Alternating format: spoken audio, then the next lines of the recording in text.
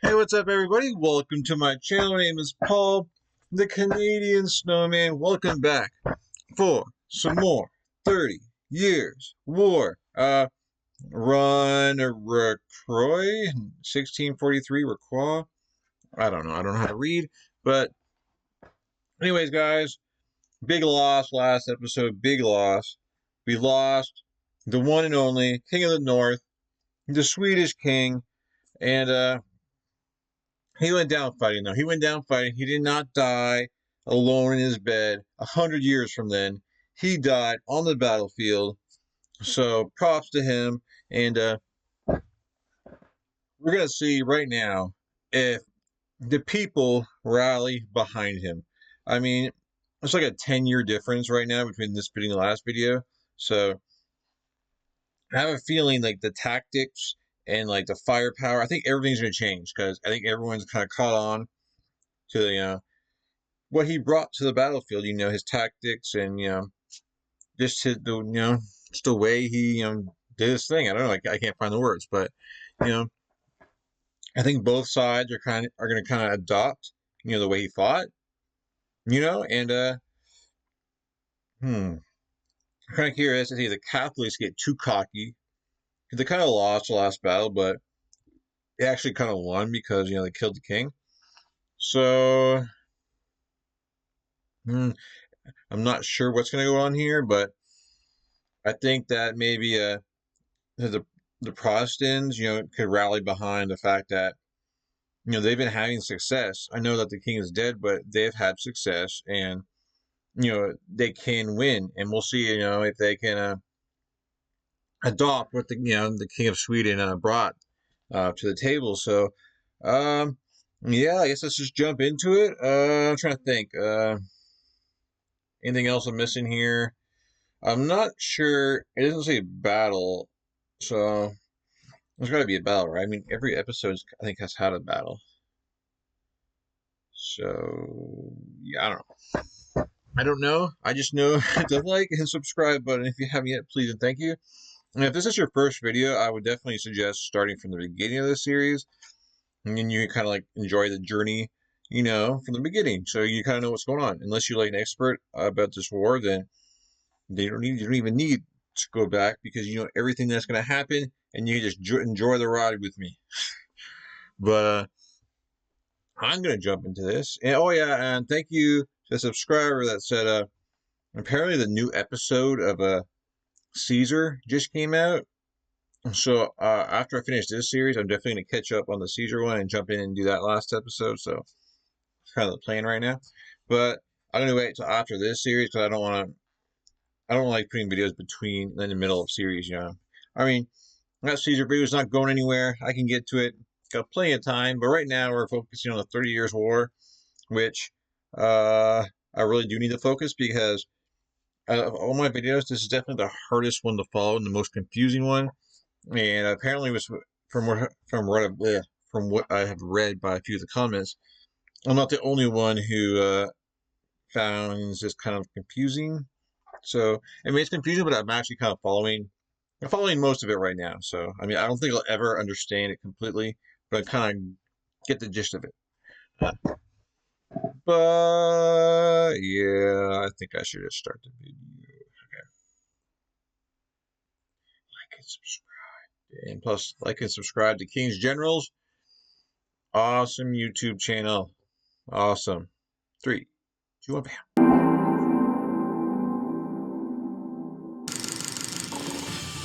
The Swedish king, who had led his country into Germany on the Protestant side, had been killed at the decisive 1632 Battle of Lutzen. I don't even think he's even lost a battle through this whole thing. I'm trying to remember. Maybe he lost like a small skirmish, or maybe backed out of a battle, but I don't think he actually lost a battle. I don't think so. I don't think so. Yeah, I don't think so. I'm sorry. Anyways. The Protestant side had been killed at the decisive 1632 Battle of Lutzen. This was yet another turning point in the war, which created an equilibrium forcing the battered and warring parties to desperately seek foreign support which would tip the scales. Oh. The hopes of Sweden were pinned firmly on France, while the Emperor hoped that Spain would rescue him. Welcome to our video. Still kind of confused. I could be wrong here. You know, Protestants are kind of, their hopes are with France. I thought France was Catholic. Yeah, I could be, like I said, I could be wrong here, but I think they said they were Catholic. I guess it has to do with the politics and stuff, but I think it was mentioned earlier on in the series, but I'm just saying, because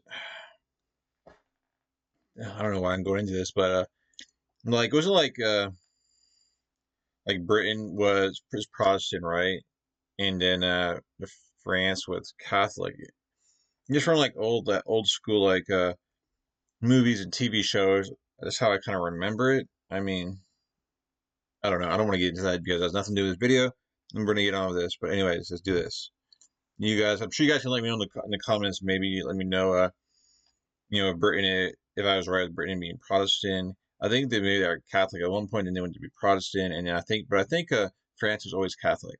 I'm not sure. You guys can let me know. Sorry. I asked too many questions. France, while the Emperor hoped that Spain would rescue him. Welcome to our video on the aftermath of Emperor hoped that Spain. The hopes of Sweden were pinned firmly on France, while the Emperor hoped that Spain would rescue him. Okay. Welcome to our video on the aftermath of Lutzen and the Battle of Rocroi.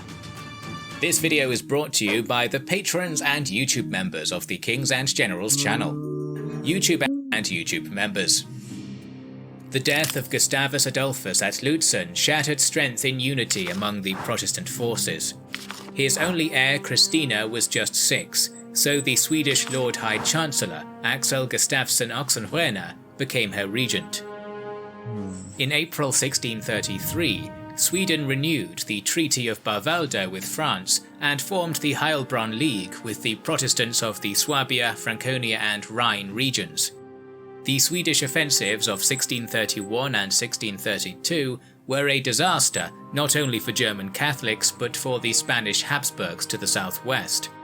The troops of Spanish King Philip IV had been expelled from the Palatinate, her allies had been driven out of Lorraine, and the so-called Spanish Road, connecting the Spanish holdings in the region, was blocked by Franco-Swedish troops. It was imperative that they re-establish hegemony over this region, so they sent a small army under the Duke of Feria to do this. Wow.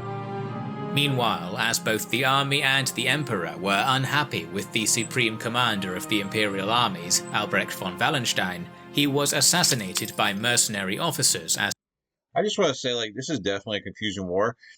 Because you usually have one side was like, you have these floating heads around here, but, different groups of people, they're on different sides because of different religions and I'm not as confused now. I just think it's really interesting. It's kind of like seeing the pieces move and everything. Back up here. Armies, Albrecht von Wallenstein, he was assassinated by mercenary officers as he fled to Saxony. The imperial army was now under the command of the emperor's son. Okay. I know, I paused it again. But, so Wallenstein, the one who was like the war hero that, his men beat the king, didn't beat him, but they're the ones that kind of responsible for, the Swedish king dying. So we got like a whole new cast of characters right now, pretty much, right? Or like, cause, so we're kind of starting from scratch right now. We're jumping, time jump, we're starting from scratch. Let's do this. Saxony. The imperial army was now under the command of the emperor's son, Ferdinand of Hungary.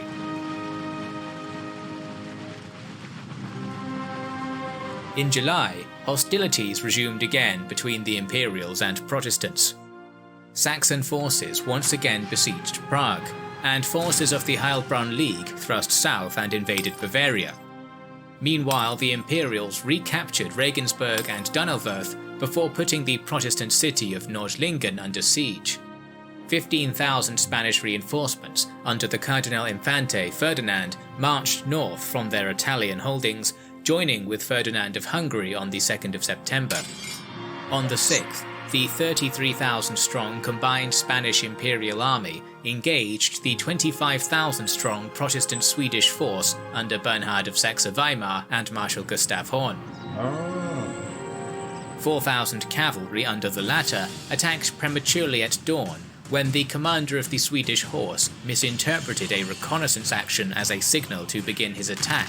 Wow. They were easily repulsed after charging up the steep slope towards the Imperial line, but the organised and elite infantry from the Scottish and German regiments managed to overwhelm the Habsburg footmen, who were mostly untrained recruits. Wow. As they were about to make a decisive breakthrough, veteran Spanish troops, who had been waiting behind some entrenchments, counterattacked to devastating effect. After an hour of vicious fighting, the Swedish forces were back where they had started. You think that? I guess they were wrong anyway. They get their signals messed up, and they shouldn't have been going anyway. And I figured like the backup back here, maybe they see him go like, oh my god, we kind of have to back him up. Maybe like I don't know, send some. I guess I sent some backup over here, even though they were in the wrong for going. I don't know. I thought maybe they'd send some backup. I know nothing about tactics, so I'm sorry. That's just what I'm thinking. Anyways. The Swedish forces were back where they had started. A number of other assaults failed because the Spanish opposing Horn were able to plug any hole in the line with fresh reserves, while the Swedes were numerically inferior. Highly trained Spanish regulars also learned to deal with the fierce volley tactics that the Swedes employed. As the enemy prepared to fire, the Spaniards would crouch in unison as the bullets whizzed over their heads, and then sprang to their feet to return with a volley of their own. Wow. On the left, Bernhard sent some cavalry to assist Horn on the other flank, while the rest of his horse was ordered onto the plain to distract the Habsburg forces opposite. It was a move to prevent them from assisting their allies. However, Horn's line began to falter at around 10 AM, and he began to withdraw behind Bernhard. At the same time, Italian cavalry under Duke Charles of Lorraine attacked and the Swedes routed. By the end of the day, the Swedish army had lost more than 20,000 troops and ceased to exist. This shattering victory proved that the Spanish tercio could still contend with armies fielding the military improvements of the Dutch and Swedes. Wow, they definitely learned. They definitely took that time in the last 10 years and learned, how to battle that. So, Catholics kick them up. I mean, that was a disaster. Like, that was a massacre in itself, man. They just basically destroyed their whole army right there, except for some cavalry. Wow. And we starting off like crazy right off the bat. Could still contend with armies fielding the military improvements of the Dutch and Swedes. This defeat, alongside the one at Willstedt, ended Swedish participation as a major combatant for the time being, and forced its contingents to retreat north, which in turn forced the Protestant princes to sign the Peace of Prague in May 1635.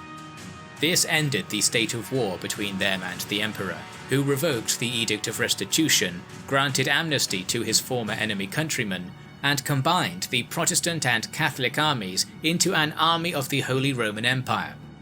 The Peace of Prague brought the religious nature of the conflict to a close. Okay. Peace, however, was not to be. Of course not. I've always loved sci-fi. Man, The idea of being right on the edge of discovery and frontiers. On the 19th of May 1635, France declared war on Spain. It is key to note that at this point, the French declaration was against Spain, not formally against. I'm sorry. It definitely confused me with it. No, I'm not confused, but it's odd to see that, Spain being up here. But I know this is like way before the Napoleonic Wars, so I'm used to Spain being where Spain is. So it's kind of weird seeing, Spain up here, having these little patches of area. So I'm kind of curious with the 30 Years' War. By the end of this, does this all go away? Because obviously France, Spain are kind of going at it, and so you know, I'll be interested to see if this gets, Spain, loses all this because we know they don't keep it. So that'll be really, really interesting to see, by the end of this war, if they actually still have that. That at this point, the French declaration was against Spain, not formally against the Empire, and was initially intended as a limited and indirect intervention. Initial French involvement during 1635 was a complete disaster, as they faced veteran armies who had been fighting for years, even decades. Right. A Franco-Dutch campaign into the Spanish Netherlands was a total failure, getting bogged down at Namur. On the Rhine, the armies of France suffered the same fate. Still, French minister Richelieu used every diplomatic trick to create proxy wars against Spain, as Savoy and others attacked these Spanish holdings in the south. On May 20th, 1636, Sweden and France signed the Treaty of Wismar, agreeing to unite their armies against the Habsburgs. Unexpectedly, the Swedes had doggedly held on to their bridgehead in Germany rather than cutting their losses and going home. In September, Swedish General Barne began an advance down the Elbe with 17,000 men, before badly defeating an allied Imperial Saxon army at the Battle of Wittstock in October. This battle was a dire loss for the Emperor, and effectively eliminated the devastated Brandenburg from the war. To the west, in the Low Countries, the veteran Spanish army of Flanders, under the Cardinal Infante, invaded France itself in a lightning campaign that almost captured Paris before it was repelled back into Spanish territory. Though many military actions had taken place in 1636, none were decisive. This back-and-forth, almost evenly matched struggle would set the pattern for the remainder of the war. I just want to say I'm sorry about the. I missed it. When they said 1643. I kind of thought that's what we were starting from, but obviously we're not starting from 1643. I just wanted to point that out. We're kind of making our way to 1643. We're not just time jumping here, and so it was definitely like impressive that the battle we just watched, where the Catholics kicked butt, with Spain. They learned quick because that wasn't 10 years down the line. So I just kind of wanted to point that out. For the remainder of the war. Another death in 1637 stood out among the hundreds of thousands of casualties. Ferdinand II, the man who had arguably started the whole catastrophe with his policies, perished in February at the age of 58. He was succeeded by his son, who was enthroned as Ferdinand III. Meanwhile, France, which had blundered into the war in 1635, gradually intensified its campaigns under the former Swedish-German commander Bernard of Saxe-Weimar. He invaded Franche-Comté and Alsace during the campaigning season of 1637, causing some damage but not maintaining any conquests in the region. The Swedish imperial conflict continued as well. After being surrounded at Torgau by 30,000 imperial troops, the 14,000 soldiers of Barne managed to escape under the cover of darkness. He had to retreat to the north, but the garrisons in Pomerania and Mecklenburg were unpaid, demoralized, and their fortifications were decaying. The pursuing Imperials picked them off one by one, and by the end of 1637, the costly retreat left Sweden with Stettin, Stralsund, Wismar, and some other coastal cities. In 1638, Bernard of Saxe-Weimar won the battles at Rheinfelden, and then advanced on the fortress of Breisach. The Emperor's forces under Johann von Gotz attempted to relieve the besieged fortress, but were repelled in several small battles. After a long siege, Bernhard took Breisach after starving it out. On the Swedish front, Barne had received reinforcements, broke the imperial cordon, and advanced into Saxony. Zwickau and Chemnitz fell quickly, but Freiburg resisted. However, when a 5,000-strong Saxon force blundered towards him in an attempt to relieve Freiburg, Banner destroyed it. This allowed him to push into Bohemia and to the walls of Prague, until a 30,000-strong relief army under Archduke Leopold William chased them away. As they went, Banner, who had proclaimed liberation for the Bohemians, I just say, Banner,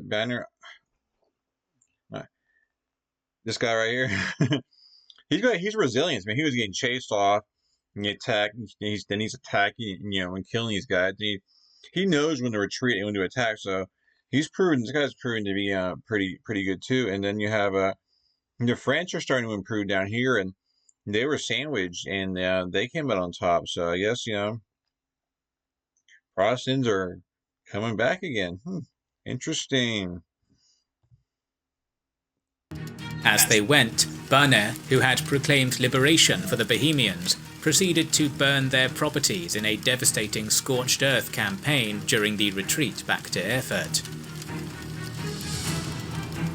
On a new front, the Pyrenees, the French were escalating their efforts. An army under Henri, the Prince of Condé, attacked through the western passes. Cardinal Richelieu's proxy wars seemed to start paying off in 1640, as the Catalonian Reapers' War and the Portuguese War of Restoration were ignited, spreading Spain's forces thin. That's right, Portugal is not a country yet, according to the map, so obviously a bunch of stuff is fixing to change. I don't know if it happens in this war, but we know because from when we watched the Napoleon Wars that it wasn't like that, so interesting. I like it. War of Restoration were ignited, spreading Spain's forces thin.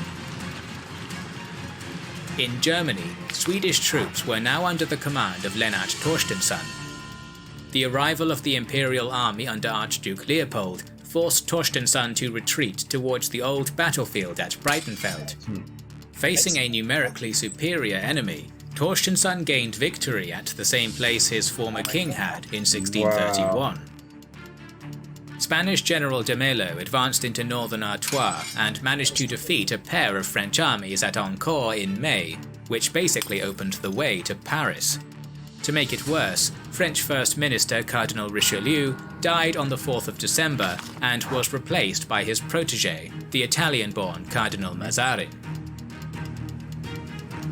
In 1643, the Spaniards had all the initiative along the Rhine, as France was led by Louis XIII, who was near death.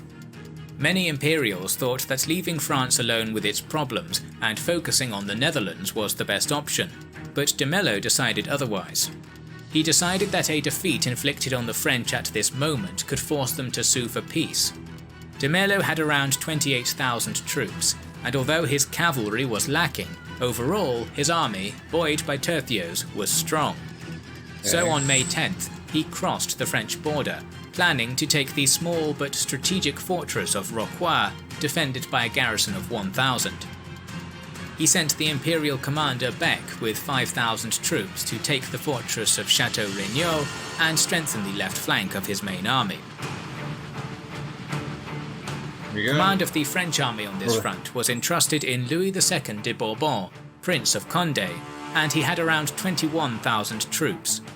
This member of the ruling dynasty was just 22 at the time, but had already proven himself to be a cunning commander. Confident in his abilities, he marched towards the Spanish army. This is where the big battles are coming. I've always loved sci-fi. This is the name of the and the idea of being right on the edge of discovery and episode, so we're gonna get a battle here for sure. Meanwhile, the Spaniards encircled Rocroi on the 12th, and by the 17th were ready to assault it. However, by the morning of May 18th, de Mello was informed that Condé was in the vicinity. Rocroi was on an open plain, surrounded by forests, swamps, and cultivated fields. To reach the plain and lift the siege, the army had to go through a narrow defile in which the excellent French cavalry could not form up. News had just been received of the death of the king, and that meant that France could not afford a defeat. The cautious among them advised not to attack directly, but to bypass the enemy and cut his communications. Condé decided against this caution, and his troops started to march through the narrow pass. This was risky, as the Spaniards could have blocked this advance entirely by placing a small contingent at any part of the defile. According to some sources, de Mello was informed of the French march too late. However, others claim that the pass was left undefended deliberately, as de Mello was sure that his troops were superior and defeated. Man, that's a big mistake right there. Or at least I think so, man. At least if he knew, like we don't know, exactly what happened, but yeah, if you got a giant army and you have plenty of time, like I don't see why he wouldn't. So I think maybe you got some bad information, or like I said, he was too late, because I don't see why he would just be like, oh, my troops are a lot better, we're gonna beat him anyway. Like that doesn't make any sense to me. When you can have a lot less losses if you just send people to the bottleneck right here. Ended deliberately, as de Mello was sure that his troops were superior, and defeating the only French army between him and Paris was a worthy strategic goal. Allowing the French to cross the defile was also a good idea on a tactical level. I guess it's true too. He wants them all through there, so if he beats them, he has a free march to Paris. Because if he holds them back right here, he's not going to kill their whole army. They're kind of just going to get bogged down and probably have to retreat and come back around to his flank. I don't know, come back all the way around the forest. Cut off his supply lines. He doesn't. I guess he didn't want to deal with that, and he just wants to have the big battle right now. As their army would have a hard time retreating through the pass if the battle was lost. Thus, de Mello left a small group under Suarez to watch for the garrison of Rocroi, sent a messenger to Bec to reinforce him, and moved to the south to wait for the French. By 4 p.m. on the 18th, the vanguard of the French cavalry under de la Ferte crossed the pass. Possibly looking for personal glory, and irritated by the snub from Condé, who appointed another commander to be his second, de la Ferte attempted to outflank the Spaniards from the left and attack Suarez to lift the siege. This attempt was quickly rebuked, and the French were forced to retreat with losses. However, it probably was useful in terms of allowing the rest of Condé's army to cross the defile and form up by 6 p.m. The Spaniards followed suit. Both sides stayed in formation through the night, as de Mello expected Bec to arrive sometime in the morning. The French left leaned on the swamp, and was made up of 13 cavalry squadrons in 2 ranks under l'Hospital. The right was resting on the edge of the forest, and was led by Condé himself with 15 cavalry squadrons in 2 echelons, and a small musketeer battalion reinforcing the first echelon. The centre, commanded by Despinon, had 2 echelons of infantry, totaling 15 battalions. Condé had his 14 artillery pieces in front of the centre, with his reserve, commanded by Desiraux and consisting of 4 cavalry squadrons and 3 infantry battalions, placed in the rear. Unlike the Spaniards, whose infantry fought in tercios, the French infantry battalions fought in a line formation. The Spanish army mirrored the French, with cavalry on the flanks and infantry in the centre. The right was led by von Isenberg, with 14 squadrons across 2 ranks. De Fontaine, who was too old and was carried on a chair, commanded 8 tercios in the first line and 10 line battalions in the second and the third, with 18 cannons in front of them, while the left under de Albuquerque consisted of 15 squadrons formed in 2 lines. De Mello also sent a group of 1,000 soldiers into the forest to his extreme left to keep the superior French cavalry in check. At 3 a.m., a Spanish deserter surrendered to the French and informed Condé about the ambush in the forest and that Bec was yet to join the main force. The French leader decided that he needed to attack before de Mello was reinforced, and also sent part of his reserve to the forest, hoping to surprise the Spanish ambush. At 4 a.m., Condé's artillery opened fire, and the Spaniards responded, but the visibility was too low, and these volleys caused minimal casualties. Seeing that his Spanish counterpart was not rushing into an attack, the French general commanded his wings to advance an hour later.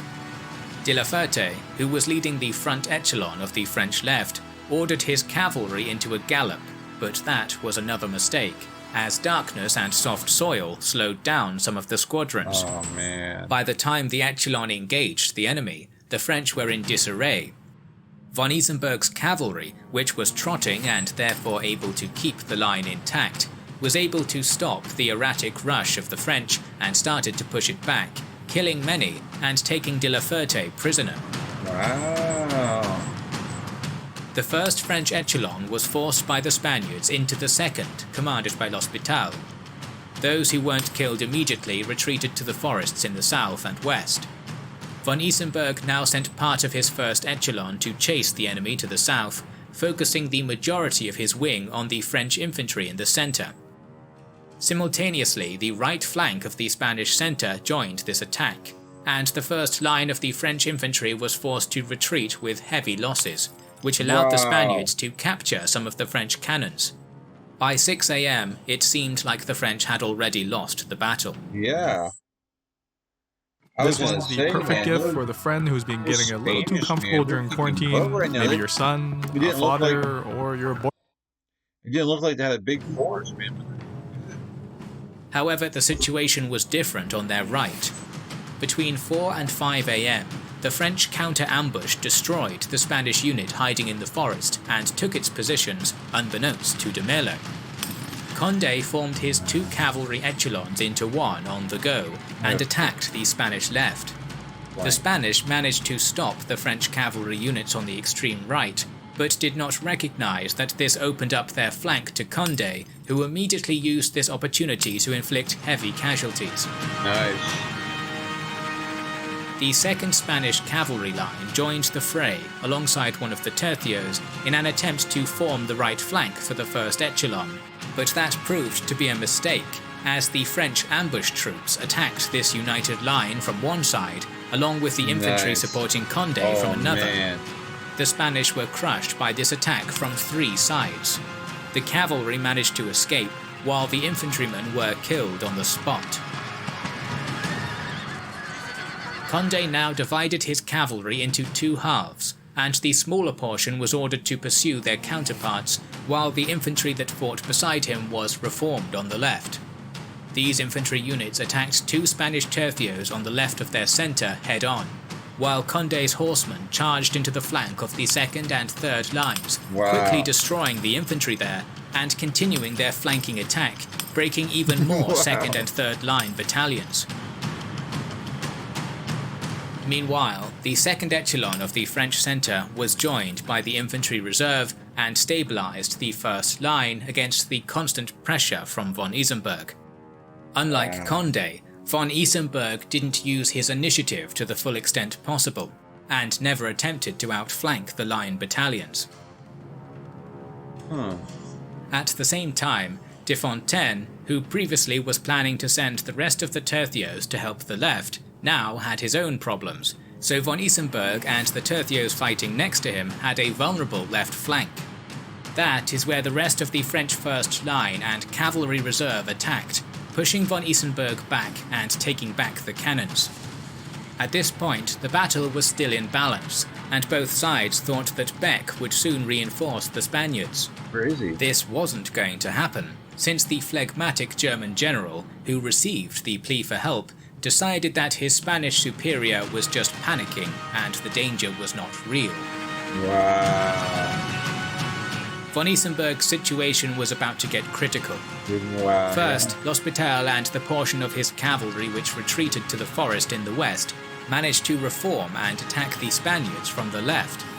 The Spaniards were pushed back but kept their cohesion. Wow. However, by 8 AM, Condé, who finished destroying the 2nd and 3rd lines of the Spanish centre, finally... Check that out, man. They wiped them out, dude. They just, mowed them down. These guys are surrounded, man. They're about to get, man, they're getting pushed back. I wonder if the cavalry's going to come back. Is this a river? I'm not sure if they can cross that, but they'll be surrounded. If these cavalry come pushing from behind, they're going to wipe these guys out. Dang, man, this is getting serious. Who finished destroying the second and third lines of the Spanish centre, finally swung back and attacked von Isenberg from the rear. The surrounded troops were overwhelmed in a matter of minutes. Destroyed. Seeing all that, de Fontaine ordered his 5 remaining tercios and the small groups of Spaniards who survived to form squares to defend themselves. The Spaniards probably had a chance to retreat before Condé reorganized his army. However, de Fontaine still hoped that Bec would reinforce him, and trusted that his tercio squares were impenetrable. Condé also thought that Bec's arrival was possible, so he did his best to reform his troops as quickly as he could. Indeed, by 8:30 am he was ready to attack. Over the next hour, the French attacked the enemy squares from 3 sides thrice. Although their commander was killed and they bent under pressure, the tercios didn't break. Wow. However, all the Spanish guns were now in French hands, and the latter also... I'm sorry, I'm not familiar with this, but like they said, the squares, like the Spanish squares, like what is that? Like what kind of formation does that look like? I'm just kind of curious, like, 4 squares are like, I'm not sure like how they defend themselves doing that. I wish there was like a diagram showing how they line up and stuff, because that's very interesting. However, all the Spanish guns were now in French hands, and the latter also managed to bring their guns closer, so the situation was critical. To the north, a small Spanish unit blockading the fortress attempted to retreat, but was caught by the French cavalry and annihilated. My God. The Spaniards were almost out of ammunition. They were enveloped on all sides, so their new commander Mercador sent a message to Condé offering surrender, and the French leader rode towards the tercios to accept the capitulation personally. Not all Spanish units were informed of this, though, so in the chaos, the front units of the Spanish tercio opened fire on Condé and his escort, thinking that it was a new French assault. Condé survived, and the French, angered by what they perceived to be a betrayal, attacked the tercios for the 4th time, and this time they were joined by the cannons shooting at the enemy point blank. French and Spanish sources differ at this moment of the battle. The former claim that every remaining Spanish soldier was either killed or surrendered, but the latter state that only 3 out of 5 tercios were destroyed and the remainder were allowed to retreat with their weapons and banners intact, as Condé was impressed by their gallantry or just didn't want to lose more troops. In any case, by 10 am the battle was over. The Spaniards lost anywhere from 8 to 12,000 troops, while the French casualties were below 5,000. The myth of Spanish tercios' invincibility was destroyed. France was saved for now, both due to Condé's genius and the tactical mistakes of his counterparts. With the victory at Rocroi, the doors to the Spanish territories were open. But will France be able to capitalize on this? We will find out during the next episode of our series. I'm going to say yes, because we know future. We know Spain doesn't have those lands anymore, so I'm going to say yes. And Condé kicking butt. And, man, the Spanish were just waiting for Bec, man. When Bec left about to dry, he thought, they were just overreacting. But wow. That was a battle, man. Like, it started off, grim for the French there at the beginning, I thought. But dang, man. That was huge of that guy who defected, who the Spaniard dude who ran to, the French side and told them all that intel. Game changer. Like, if he doesn't do that, we have a totally different battle here. So that was awesome, dude. Awesome battle. And I'm guessing now that the French are going to move into Spain. It's kind of cool how you move it from like basically, move from like kind of Germany to like the French Spain area, kind of like different parts. But yeah, man, Germany over the years, man. Imagine living in Germany throughout like all these centuries, man. It's this constant war, man. It's crazy. But where are we going to next, guys? What are we doing next? Battle of Freiburg. Where's Freeburg? I'm cheating. I don't want to cheat. I was gonna look for the town of Freeburg. Where's Freeburg? I don't see it. I don't see it. So I guess I can't really cheat if I don't even know what I'm looking for. I was kind of trying to see where it was, where I can kind of like maybe like figure out what was going to happen.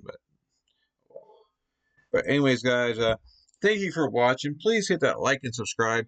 And I hope you guys join me for the next chapter in the 30 Years' War. It's getting really intense now, guys. Really intense. We got some Spain and France, the big boys, man. They're in it now. You know, the royal, you know, the Holy Royal Empire is kind of took a back seat. And this, so you know, we kind of get to see some, you know, familiar faces, you know, kind of join the battle here in the 30 Years' War. So it's really great to see as my cat jumps all over everything around here. I'm sorry.